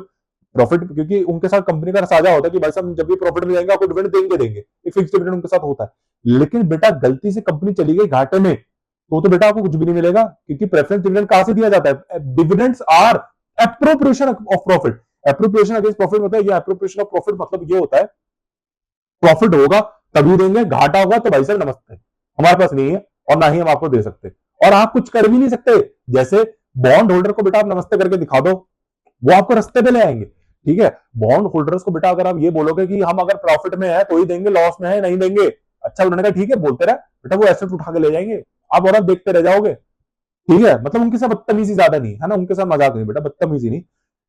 लेकिन प्रेफरेंस वालों को आप ऐसा एटीट्यूड दिखा सकते हो, और कॉमन स्टॉक आप बोलोगे भाई साहब देखो प्रॉफिट होगा तभी दे लेगा, लॉस है तो हम नहीं देंगे, ठीक है हाँ चलो, तो बेटा आप उनका फर्क ज्यादा दिखा सकते हो, क्योंकि वो एप्रोप्रिएशन ऑफ प्रॉफिट होता है। डिविडेंड तभी दिया जाता है जब प्रॉफिट होगा। अरे क्योंकि मालिक लोग है ना, मालिक लोग है, मौलिक लोग थोड़ी ना ऐसे रूर हो जाएंगे, अच्छा अच्छा तू घाटे में होगा क्यों नहीं देगा। अबे बिजनेस भी देखेगा भाई कैसा बंदा है, तू मालिक है या पजामा है, तू मालिक है क्या है, तू मालिक है। दिल के साथ जुड़ना, दिल से दिल रिश्ता जोड़, तू तो मालिक है भाई, वो तो स्ट्रेंजर है, चल बॉल्ड होल्डर वाले उन्होंने पैसा उधार पे दे रखा है, वो रूड हो रहा है यार, उनका समझ में आता है क्योंकि वो थर्ड पार्टी है, उनको हमारे धंधे से कोई लेना देना नहीं है, ना ही वो डिसीजन लेते। अबे लेकिन तू तो मालिक है यार, तू तो दिल की बात समझ, हम तो प्रॉफिट है तब गया, अभी घाटे में है, बीमार चल रहा है बिजनेस, तू तू पैसा मांग रहा है यार, तू तो मालिक है, तू तो तेरा ही तो धंधा है, तू तो रोज डिसीजन लेता है, हर चीज करता है, तुझे तो इसी से ही तेरे तो रोजी रोटी इसी धंधे से चल रही है, तो तू हमसे घाटे में कैसे मांग सकता है? तू तो समझ इस दर्द को, घाटा भी बांट। अबे प्रॉफिट बांट रहा है तो घाटा भी तो बांट। ये इसलिए बेटा वो बेचारे एप्रोप्रिएशन ऑफ प्रॉफिट होता है, उनको डिविडेंड तभी दिया जाता है जब प्रॉफिट होता है। अब आप मुझे बताओ, आप एक बॉन्ड होल्डर हो, आप जाओगे प्रेफरेंस में कन्वर्ट होने? बेटा क्योंकि बेटा जब बाय चांस कंपनी चली गई घाटे में तो आपको तो कुछ भी नहीं मिलेगा, कुछ भी नहीं मिलेगा बेटा, लेकिन अगर बॉन्ड में होते तो मजे थे आपके। यही है तो बेटा आप ऐसे इसलिए कोई कन्वर्ट होता नहीं, इसलिए कन्वर्टेबल डिबेंचर का मतलब ये नहीं है वो कन्वर्ट प्रेफरेंस शेयर में हो जाए, नहीं, वो जब भी लास्ट कॉमन स्टॉक होता है बेटा, कॉमन स्टॉक होता है, मतलब चाहे कन्वर्टेबल बॉन्ड हो या कन्वर्टेबल प्रेफरेंस शेयर हो, उनका लास्ट स्टेटस जो उनका होना चाहिए वो कॉमन स्टॉक होना चाहिए। अगर वो कॉमन स्टॉक में है तभी हम उनको बोलेंगे वो कन्वर्टेबल बॉन्ड्स या कन्वर्टेबल डिबेंचर है। ऐसा नहीं कि वो बॉन्ड में पैदा हुआ है लेकिन उनका जो कन्वर्जन हो रहा है वो प्रेफरेंस में हो रहा है, मतलब वो प्रेफरेंस पैसा पैदा प्रेफरेंस में है लेकिन उनका जो कन्वर्जन हो रहा है बेटा वो बॉन्ड में हो रहा है। ऐसा थोड़ी ना ये कन्वर्टेबल बॉन्ड कन्वर्टेबल प्रेफरेंस नहीं है, अरे लग दिख रहा है कन्वर्जन हो रहा है, कुछ ना कुछ में कन्वर्जन हो रहा है क्योंकि स्टेटस तो चेंज हो रहा है, अब बॉन्ड वाला प्रेफरेंस में हो गया, प्रेफरेंस वाला बॉन्ड में हो गया, हाँ तो कुछ तो दिख रहा है, लेकिन ये नहीं है, ये इसे कन्वर्जन नहीं बोलते, इसको टाइम वेस्ट बोलते हैं। ठीक है, असली कन्वर्जन बेटा तभी होता है जब कन्वर्टेबल बॉन्ड कॉमन स्टॉक में कन्वर्ट हो, मतलब लास्ट लेवल, मतलब जो लास्ट स्टेप ऑफ कन्वर्जन होना चाहिए वो कॉमन स्टॉक होना चाहिए, और कॉमन कन्वर्टेबल प्रेफरेंस वाले कॉमन स्टॉक में कन्वर्ट हो गए, तभी जाके हम मानेंगे कि बेटा ये कन्वर्टेबल है, तब जाके हम उसको बोलेंगे बेटा कन्वर्ट एक्चुअली में हुआ है। ठीक है, यहां पे मैंने आपको समझाया। अब समझो बेटा, इतना डिटेल मैंने आप लोगों को बता दिया potentially dilutive cost security convertible securities क्या होती है। ठीक है, हालांकि पोटेंशियल कॉमन स्टॉक भी इसको बोलते हैं। तो convertible debentures and convertible preference shares are classified as potential common stock because they have a potential, because क्योंकि इनके पास पोटेंशियल है कॉमन स्टॉक में कन्वर्ट होने का, ये दम रखते हैं क्योंकि इनके पास राइट है, इनके पास राइट है, अगर इनके पास ये राइट है कि कन्वर्ट हो जाए तो ये हो जाएंगे, और इनके ऊपर बेटा कभी भी कन्वर्ट हो जाएंगे। बस आगे पढ़िए। अनलाइक ऑप्शंस, अनलाइक ऑप्शन मतलब ऑप्शंस के हटके, ऑप्शन से हटके both securities will effect not only the number of shares but also the net income. इसका मतलब ये है, यहाँ पे क्या बात कर रहे हैं, नंबर ऑफ शेयर्स बेटा कुछ नहीं है, ज्यादा टेंशन मतलब, नंबर ऑफ शेयर मतलब आपका डिनोमिनेटर, अरे नंबर ऑफ शेयर मतलब आपका डिनोमिनेटर, अरे कौन सा डिनोमिनेटर, अरे बेटा बेसिक ईपीएस पढ़ा है ना, बेसिक ईपीएस ये देखो बता देता हूं, टेंशन नहीं लेनी बेटा, ये देखो बेसिक ईपीएस आपने पढ़ा है, इसका फॉर्मूला क्या होता है, आईएसी अपॉन, यही होता है ना बेटा, ये होता है इसका फॉर्मूला। ठीक है, वो कह रहा है ऑप्शंस के हटके, बेटा ऑप्शन से हटके क्या होता है मैं समझाऊंगा, ऑप्शन से हटके मतलब बोथ सिक्योरिटीज, यहाँ पे बोथ सिक्योरिटीज की बातचीत क्या हो रही है, बोथ सिक्योरिटीज का यहाँ पे मतलब है convertible debenture and convertible preference, ये उसकी बात कर रहे हैं यहाँ पे। ये दोनों क्या करते हैं बेटा, कन्वर्टेबल मतलब ये डायलूटिव एजेंट्स है ना, अरे ये डायलूटिव एजेंट वो यहाँ पे बता रहा है, ये दो जो डायलूटिव एजेंट्स है, ये जो दो डायलूटिव एजेंट्स है, कन्वर्टेबल डिबेंचर्स और कन्वर्टेबल प्रेफरेंस, ये दोनों बेटा क्या करती हैं, डिनोमिनेटर को भी इफेक्ट करती थी। देखो यहाँ पे लिखा नंबर ऑफ शेयर्स, क्या लिख दिया, ये रहा number of shares and net income. बेटा डिनोमिनेटर को तो इफेक्ट करती ही करती है, आईएसी मतलब न्यूमरेटर को भी इफेक्ट कर देती है। लेकिन अनलाइक, मैंने यहाँ पे अनलाइक ऑप्शंस क्या बोला, मतलब ऑप्शन से हटके क्यों है ये दोनों, क्योंकि ऑप्शंस जो होता है मैंने आपको अभी बताया नहीं है, लेकिन आपके नॉलेज के लिए बता देता हूं। ऑप्शंस होते हैं बेटा, ऑप्शंस वो सिर्फ और सिर्फ डिनोमिनेटर इफेक्ट करते हैं बेटा। मतलब ये जो डायलूटिव एजेंट्स है तीन, इनमें भी एक स्पेशल प्रॉपर्टी है, ये जो दो, इनमें से जो तीन में से दो जो डायलूटिव एजेंट्स है, मतलब कन्वर्टेबल प्रेफरेंस शेयर और कन्वर्टेबल बॉन्ड्स, ये दोनों न्यूमरेटर को भी इफेक्ट कर देती है, डिनोमिनेटर को भी इफेक्ट कर देती है। बेटा कैसे होता है ये मैं आप लोगों को बताऊंगा, आप लोगों को टेंशन लेना, आपके पूरा फुल फ्लेज एग्जांपल रखा है इसको, बस इसी पॉइंट को समझाने के लिए बताओ। और उस एग्जांपल को आपने समझ लिया ना, 90% बेसिक डायलूटेड ईपीएस समझ लिया आपने, बाकी 10% फिर आपका ट्रेजरी स्टॉक मेथड। बस चलिए, इफ कन्वर्टेड मेथड तो पूरा सीख लोगे बेटा, ठीक है। उसके अंदर आपको मुझे आप जो पूछते रहते हैं ना, intermediate diluted EPS, final DPS, वो सब समझ में आ जाएगा, वो सब उसके अंदर इंक्लूडेड है, ठीक है। और आपका ये डिनोमिनेटर को भी इफेक्ट करता है। लेकिन जो ऑप्शंस वाला होता है मतलब ट्रेजरी स्टॉक मेथड, जब मैं आप लोगों को बताऊंगा आपको समझ में आएगा कि उसके अंदर बेटा हम वहां पे वो सिर्फ बेटा सिर्फ आपका डिनोमिनेटर इफेक्ट करता है, आपका न्यूमरेटर इफेक्ट नहीं करता वो, ठीक है। तो इसलिए मैंने यहाँ पे ये चीज दो लिखी हुई है। आइए बेटा आगे, for example if the bonds are converted into common share. अब यहाँ पे कन्वर्टेबल वो कह रहा है if bonds are converted into common shares, इसका मतलब बॉन्ड्स कन्वर्ट हो रहे हैं कॉमन स्टॉक में, इसका मतलब यहाँ पे वो कन्वर्टेबल बॉन्ड्स की बात कर रहा है। बट ऑब्वियसली बेटा बॉन्ड्स वैसे कॉमन स्टॉक में थोड़ी ना कन्वर्ट होते हैं। अरे जो मार्केट में नॉर्मल बॉन्ड्स घूम रहे हैं वो क्या वो कॉमन स्टॉक में थोड़ी ना कन्वर्ट हो रहे हैं। मतलब कंपनी ने इनको इश्यू तो बॉन्ड्स में करा है और उनका मरना भी बॉन्ड्स में होगा बेटा। लेकिन अगर एक बॉन्ड जो पैदा तो बॉन्ड होल्डर ही है, मतलब वो पैदा तो बॉन्ड करके हुआ है, लेकिन अगर उसका कन्वर्जन, उसका जो लास्ट स्टेटस है, मतलब उसका जो मरना है वो कॉमन स्टॉक के अंदर हो रहा है, तो बेटा फिर वो कन्वर्टेबल है, सीधी बात है बेटा। वो अगर बता रहा है कॉमन स्टॉक में कन्वर्ट हो रहा है, इसका मतलब दिया convertible. The number of shares will increase the denominator, the number of share increase. बेटा ये बात सीधी सीधी है। देखिए मैं आपको इसको चलिए मैं आपको इसको एक एग्जांपल से समझाता हूं। सोचो अभी कंपनी के जो नंबर ऑफ शेयर्स हैं, नंबर ऑफ शेयर्स मतलब ओरिजिनल जो कंपनी के नंबर ऑफ शेयर है, मतलब जेन्युइन वाले, रियल वाले, जब कंपनी ने उनको सच में कॉमन स्टॉक ही करके इश्यू करा था, मतलब वो वाले मार्केट में भी 10,000 है। सोचो 10,000 है, मतलब आप एक बॉन्ड होल्डर हो, आप एक बॉन्ड होल्डर हो, ठीक है। आपने ये देखा कि अभी मार्केट में कंपनी के शेयर कितने घूम रहे हैं। अच्छा एक रीजन ये बता देता हूं कि क्यों बॉन्ड वाले और ये प्रेफरेंस वाले कन्वर्ट होते क्यों है, ये भी तो आपको जानना जरूरी है बेटा। क्योंकि नेक्स्ट लेवल कमाई है, कमाई नेक्स्ट लेवल है बेटा। आप नो डाउट आप लॉस में भी प्रॉफिट ले रहे हो बेटा, लेकिन कॉमन स्टॉक का अगर डिविडेंड देख लोगे ना हिल जाओगे। उनका डिविडेंड की कोई बेटा सीमा नहीं है, आपकी तो बेटा एक सीमा है, एक लिमिट तक ही मिलेगा आपको। अरे 7-7.5% का ब्याज है, सोचो तो 7.5 ही तो मिलेगा, 8% थोड़ी ना मिल जाएगा आपको, 7.5 ही मिलेगा और उसमें खुश हो रहे हो आप बेटा। लेकिन उनकी कोई लिमिट नहीं है, उनका 22%, 200% कुछ भी मिल सकता है। वो डिपेंड करता है कंपनी कितने डिक्लेयर कर रही है, ठीक है। आप देख रहे हो यार, आप एक बॉन्ड होल्डर हो, आपने कहा नो डाउट यार मुझे घाटे में भी इंटरेस्ट मिल रहा है, मैं कमा रहा हूँ घाटे में भी, लेकिन यार इनको जब प्रॉफिट होता है तो कॉमन स्टॉक वालों के पास तो इतना पैसा है कि भाई साहब इन्होंने अपना घर बना लिया, गाड़ियां ले ली भाई, इनके तो market price of share next level बढ़ रही है। अरे शेयर होल्डर वेल्थ मैक्सिमाइज हो रही है, वेल्थ भी मैक्सिमाइज हो रही है, और हम यहाँ पे बस इस बात पे कर रहे हैं कि हम घाटे में भी देखो पैसा कमा रहे हैं। भाई ये कोई अकड़ना है, वो तो नेक्स्ट लेवल प्रॉफिट ले जा रहा है भाई। तो आप इसी लालच के अंदर, तो भाई देखो शेयर होल्डर वेल्थ मैक्सिमाइजेशन के सीधा सीधा सबका टारगेट है, शेयर होल्डर वेल्थ भाई हमको भी मैक्सिमाइज करनी है। इसलिए वो क्या करते हैं, बॉन्ड्स की टीम छोड़ के कन्वर्टेबल की टीम ज्वाइन कर लेते हैं। भाई साहब हमको नहीं रहना कन्वर्ट, हम ये बॉन्ड में, अरे अरे ठीक है भाई घाटे में भी हम ब्याज ले रहे हैं, क्या तो क्या। अब भाई साहब उनकी वेल्थ, उनकी देख वेल्थ कितनी मैक्सिमाइज हो रही है। आज उनका शेयर जो था 100, पहले उनका 1 साल पहले शेयर 100 का था, अब 300 का हो गया, 200 रुपए बढ़ गया, $200 बढ़ गया। अबे मार्केट में अगर मैं ही पहले 100 का खरीद लेता और आज $300 है तो 200 का प्रॉफिट हो जाता। ये तो एक शेयर का है, सोचो नंबर ऑफ शेयर अगर होल्ड करके चलते तो कितना प्रॉफिट होता। तो आपने कहा भाई साहब हमको माफ करो, हम तो छोड़ रहे हैं, हम जा रहे हैं वहां पे, ठीक है। आप वहां पे चलेगा, ठीक है। लेकिन उससे पहले आपने ये देखा कि मार्केट में अभी कितने लेकिन ये नंबर ऑफ शेयर है, मतलब जेन्युइनली एक्चुअली में कंपनी के जो रियल मालिक है, मतलब ये तो गेम है ना कन्वर्टेबल वाला, ये तो बाद में आएंगे कन्वर्ट हो गए, लेकिन एक्चुअली में जो ओरिजिनल है, मतलब जिसको कंपनी ने शुरू से ही इश्यू ही कॉमन स्टॉक करके दिया था, वो कितने हैं, 10,000। मतलब सीधी सीधी बात करो, मतलब कंपनी में मतलब मार्केट में जब आप जाओगे तो उस कंपनी के मार्केट में शेयर कितने हैं, 10,000 है सर, कितनी बार बोलोगे, ठीक है 10,000 है। और नंबर ऑफ बॉन्ड होल्डर्स कितने, मतलब और चलो नंबर ऑफ बॉन्ड छोड़ो, आपका एग्जांपल ले तो बेटा, आप अपने आप को रिज्यूम करना, आप हो, आप यू, आपके पास, आप एक कंपनी के भी बॉन्ड होल्डर हो, आप बताओ क्या बॉन्ड होल्डर हो, बॉन्ड होल्डर, ठीक है, आप एक बॉन्ड होल्डर हो, ओके, आप एक बॉन्ड होल्डर हो, आपके पास अभी कंपनी के कितने बॉन्ड्स है बेटा, 1000 बॉन्ड्स हैं, आपके पास कंपनी के 1000 बॉन्ड्स है, मतलब आप एक one of the bond holders हो, कंपनी बॉन्ड होल्डर इशू करेंगे, ठीक है, आपके पास कंपनी के लेकिन 1000 बॉन्ड्स है, आप एक कंपनी के 1000 बॉन्ड्स है, तो आप कंपनी के बॉन्ड होल्डर बोले जाओगे, बॉन्ड होल्डर, जैसे शेयर होल्डर के पास, जिसके पास शेयर होता है उसको शेयर होल्डर बोलते हैं ना, जिसका बॉन्ड होता है उसको बॉन्ड होल्डर बोलते हैं,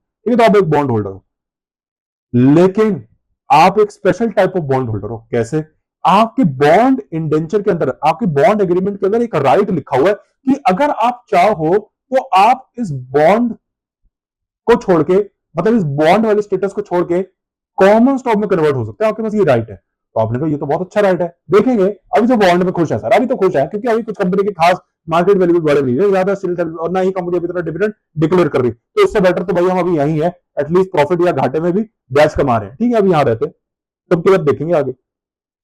लेकिन अब आपने देखा भाई साहब कंपनी का तो नेक्स्ट लेवल प्रॉफिट हो रहा है, नेक्स्ट लेवल डिविडेंड बढ़ रही है, अरे नेक्स्ट लेवल मार्केट शेयर बढ़ रहा है, क्योंकि बेटा वैसे तो ये बहुत ही मैं आपको क्या बोलूं, थोड़ा कॉन्ट्रोवर्शियल ही है, बहुत लोग नहीं मानते, डिविडेंड देने से कंपनी की मार्केट प्राइस इफेक्ट होती है, कुछ कहते हैं हाँ होती है, कुछ कहते हैं नहीं होती, बेटा अपने अपने लोगों के रीजंस हैं, वो हम देखेंगे जब मैं आपको डिविडेंड बताऊंगा बेटा, ठीक है, डिविडेंड पॉलिसीज इसके ऊपर डिसाइड होती है, देखेंगे बेटा वो क्या है।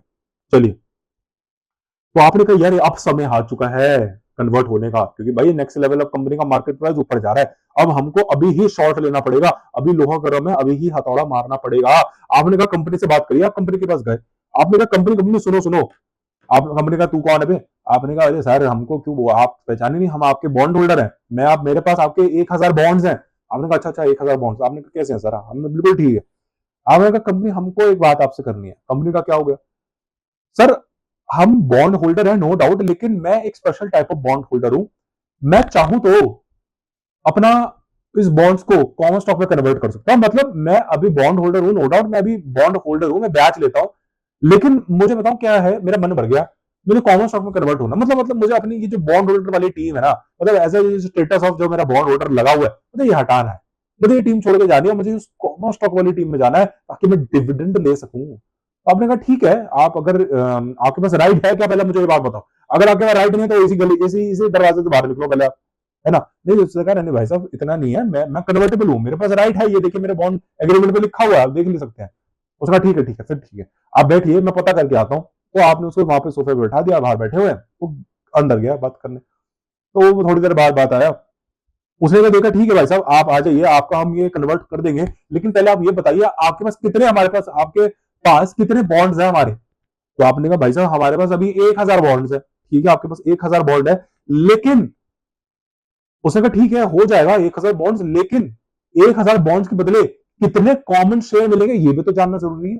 अरे बेटा आपके पास 1000 बॉन्ड्स है, लेकिन उस 1000 बॉन्ड्स के बदले आपको कितने कॉमन स्टॉक मिलेंगे, कितने शेयर्स मिलेंगे, अरे आप अपना बॉन्ड होल्डर का राइट छोड़ना चाहते हो और कॉमन स्टॉक बनना चाहते हो, तो आपके पास शेयर होने चाहिए ना, अरे शेयर होल्डर तो आप तभी बनोगे जब आपके पास शेयर होंगे, अभी तो आप बॉन्ड्स है आपके पास, तो आपको पहले कंपनी शेयर सर्टिफिकेट देगी ना, तो आपको कितने शेयर सर्टिफिकेट देने पड़ेंगे, कितने दें, ये अब ये मसला है, आप ये कैसे निकाले, तो बेटा इसका एक रेशियो होता है, उसको बोलते हैं स्वैप रेशियो, ये आपको निकालना नहीं है बेटा, ये आपके पेपर में गिवन होगी, ये स्वैप रेशियो ये आपको गिवन होती है, मतलब मान के चलो 50% ऑफ बॉन्ड्स, मतलब ये लिख दिया है 50% ऑफ बॉन्ड, मतलब बेटा ये स्वैप रेशियो भी आपके बॉन्ड इंडेंजर के लिखी होती है, अंदर लिखी होती है कि हम आपको कि अगर बाय चांस आपने मन बना लिया कि आपको कन्वर्ट होना है, हम आपको कन्वर्ट कर देंगे और आपको इसी रेशियो में कन्वर्ट करेंगे जिस रेशियो को हमने आपको लिख के दिया है इसमें, मतलब 50% ऑफ बॉन्ड का यहाँ पे ये मतलब है कि अभी आपके पास कितने बॉन्ड्स हैं हमारे, सर अभी हमारे पास आपके 1000 बॉन्ड है, इसका मतलब बेटा हम आपको इस कॉमन शेयर्स देंगे 50% के, 50% देंगे बॉन्ड्स के, मतलब अगर आप कन्वर्ट होना चाहते हो कॉमन स्टॉक पे तो मैं आपको शेयर्स दूंगा, लेकिन मैं आपको कितने शेयर्स दूंगा, इस बॉन्ड के 50% दूंगा, मतलब मैं आपको 500 शेयर्स दूंगा, इसका मतलब मैं एक रेशियो बना देता हूं कि 1000 बॉन्ड्स, मतलब ये करेंसी बन गई बेटा, करेंसी होता है ना करेंसी, मतलब अगर 10 रुपए देंगे तो मतलब 20 रुपए की एक 20 रुपए देंगे तो एक चॉकलेट आ जाएगी, ऐसे करेंसी है, मतलब 1000 बॉन्ड्स अगर ये सरेंडर करेगा, 1000 बॉन्ड्स, बेटा यहाँ पे सरेंडर वर्ड गलत बोला है, 1000 बॉन्ड्स अगर ये स्वैप करेगा, 1000 बॉन्ड्स से स्वैप करेगा, तो उसके बदले कंपनी इसको 500 शेयर्स देगी, 500 शेयर्स। मतलब बेटा ये करेंसी बन गई, ये एक करेंसी बन गई। अगर मैं आपको बोलूं तो ये पता कौन सी करेंसी बन गई? ये बन गई 2:1 की रेशियो। मतलब हर दो बॉन्ड के बदले, मतलब हर दो बॉन्ड के बदले एक शेयर दिया जाएगा। मतलब इस कंपनी का जो एक शेयर है, कंपनी का जो एक शेयर है इस कंपनी के दो बॉन्ड के बराबर है। ये करेंसी है कंपनी की, ये होती है स्वैप रेशियो। ये आपके पेपर में गिवन करेगी, आपको टेंशन ज्यादा लेना नहीं है बेटा, ठीक है। ये स्वैप रेशियो ये आपके पेपर में हमेशा गिवन करता है। ये जो मैंने आप लोगों के लिए एक एग्जांपल भी रखा है, उस एग्जांपल में भी मैंने आप लोगों के लिए ये रखा है। तो 2 bond is equal to 1 share, ये आपका है। मतलब इस अगर हर दो बॉन्ड पे हम आपको एक शेयर देंगे तो वो बोलेगा अच्छा हर दो बॉन्ड पे, अच्छा हर दो बॉन्ड पे आप मुझे एक शेयर दोगे तो मेरे पास आपके 1000 बॉन्ड, मतलब हर दो बॉन्ड पे आप मुझे एक शेयर दोगे तो मेरे पास 1000 बॉन्ड है, तो आप मुझे मतलब 500 दोगे। बेटा ये मैंने कैसे निकाला? Linear relationship. आपने बेटा 6th-4th क्लास में एक मेथड होता है लीनियर रिलेशनशिप या यूनिटरी मेथड, उससे मैंने आप लोगों को कैसे निकालने। बेटा कोई फॉर्मूला वगैरह नहीं है, खुद ही निकाल सकते हो। 4th क्लास का कंसेप्ट है ये, ठीक है। यूनिटरी मेथड से हमने निकाल लिया, ठीक है। वो तो बेटा मैंने वैसे ही निकाल दिया था, देखो यहाँ भी निकाल दिया, इससे इतना लंबा क्या करना। ये मैंने आप लोगों को बना दिया। ये एक वो रेशियो है, स्वैप रेशियो 2:1। मतलब हर दो बॉन्ड के बदले एक कॉमन स्टॉक आपको मिलेगा, तो ठीक है। इसका मतलब ये अपने 1000 बॉन्ड्स कंपनी के सामने रखेगी, कंपनी को देगी, कंपनी स्वैप करे, कंपनी को स्वैप करेगी और कंपनी इससे 1000 बॉन्ड्स लेगी और हाथों हाथ 500 शेयर दे देगी। मतलब इस बॉन्ड होल्डर ने अपने 1000 बॉन्ड्स स्वैप कर लिए 500 शेयर से।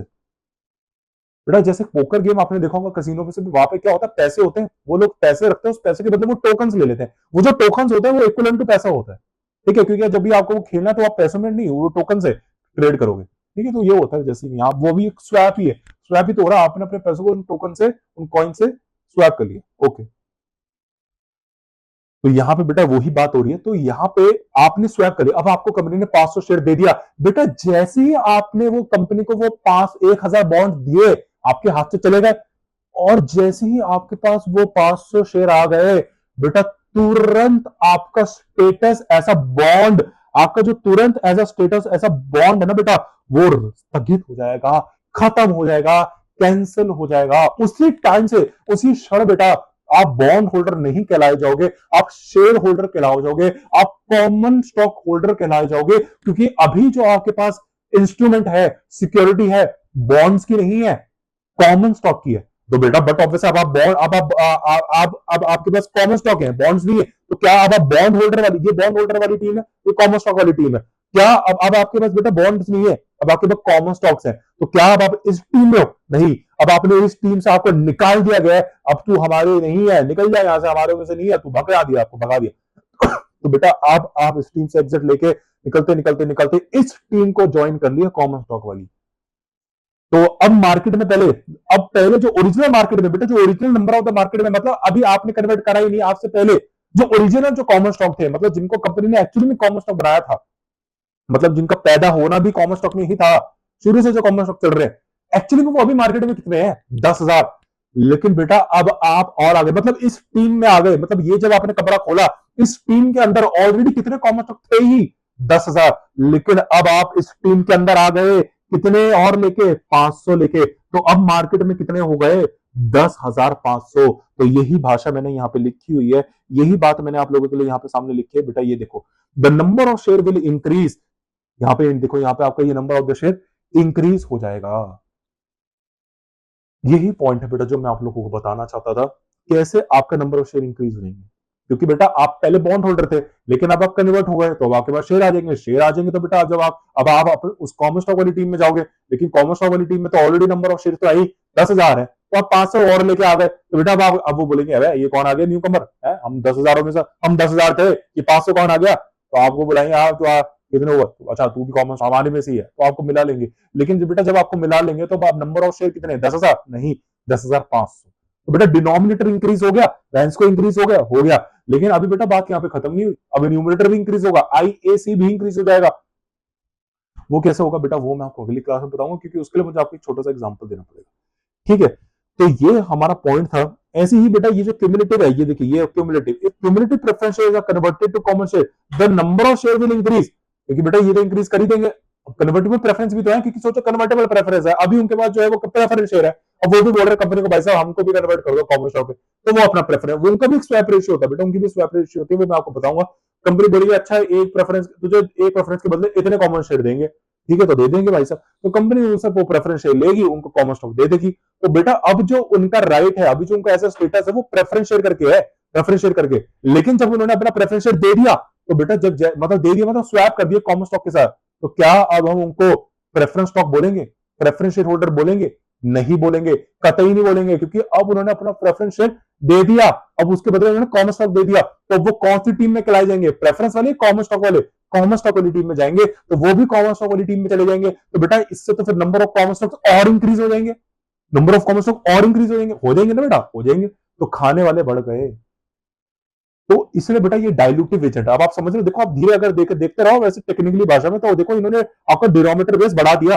अगर हम एक सेकंड को मान के चले कि आईएसी नॉर्मल है, वैसे तो हो नहीं सकता, क्योंकि मैंने आपको बताया both convertible debenture and convertible preference both will affect denominator as well as IAC. लेकिन अगर हम एक सेकंड के लिए बेटा हाइपोथेटिकली मान लेते कि आईएसी कांस्टेंट रहता है, तो बेटा ये, लेकिन इन दोनों ने डिनोमिनेटर तो बढ़ा ही दिया, तो बेटा इससे क्या होगा?